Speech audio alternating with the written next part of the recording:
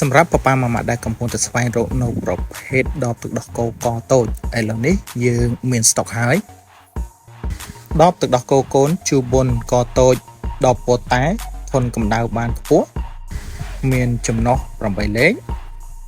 មាន2ពណ៌សម្រាប់ជ្រើសរើសអ្វីដែលសំខាន់គឺមានក្បាលបដូរទន់ល្អមែនទែន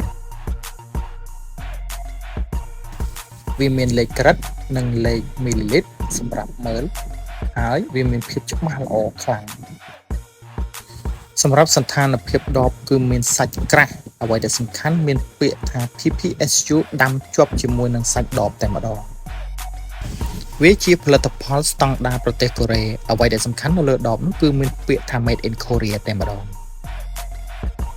អាចទំនាក់ទំនងបោះដុំតាមរយៈលេខទូរស័ព្ទ081 8 33 44